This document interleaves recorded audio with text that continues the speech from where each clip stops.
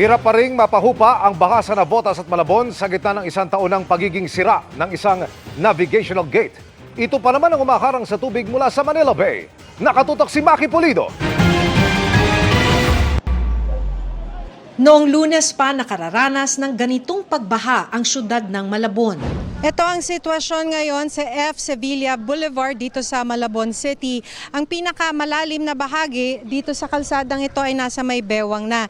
Isa raw ito sa mga mahalagang kalsada dito sa syudad dahil isa ito sa mga ginagamit para marating ang Malabon City Hall, ang palengke at ang ospital ng Malabon. Dahil ito ang sentro ng syudad na kung tawagin nga ng mga taga rito ay bayan, maraming napipilitang lumusong sa baha. Ingat si Angel sa paglakad dahil karga niya ang isang taong gulang na pamangking pina-check up sa doktor. May ano po kasi yung mga butlig-butlig sa katawan. Nangangati lang po kasi tapos iyak ng iyak. Hindi naman po siya nilalagnat. Kaso nangangati, kailangan na ng pangpahid ba. Kaya pinunta namin siya dito kaso sarado yung. Tinitiis din ito ng mga kailangang makarating ng palengke. Para po may makain yung mga apo ko, yung mga anak ko. Kaya po magtitiis na lang. Kasi wala silang pagkain.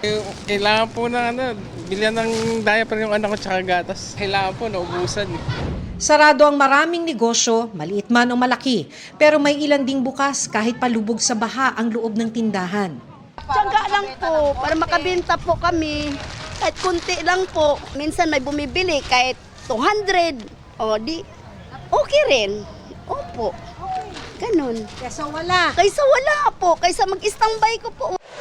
Tuloy pa rin naman daw ang bentahan sa Punduhan Bayan Market o bagsakan ng isda kahit pabaha. Kada lalaki po ang baha, yun, mahal ang presyo ng isda. Kasi po nahihirapan din po tumawid yung mga truck ng galing probinsya. Halimbawa, Batangas. Sabi ng Malabon CDRRMO, malala ang pagbaha dahil nasa isang taon nang sira ang navigational gate. Itinataas ang navigational gate kung high tide para hindi makapasok ang tubig mula sa Manila Bay. Kasi kung buo po yung navigational gate, hindi po papasok dyan ng ganyang kataas yung tubig. Baka mga gutter lang po yan, ma'am, yung mga seepage lang. Kinukuha pa namin ang pahayag ng DPWH na siyang nangangasiwa sa pagpapagawa ng navigational gate. Dahil sa sirang navigational gate, lubog din ang 7 sa 18 barangay ng Navotas. Sa videong ito, nakunang bumigay ang mga sandbag at bumuho sa Celestino Compound. Gumamit ng mga sandbag para sana maharang ang tubig mula sa lumang shipyard matapos gumuho ang pader nito.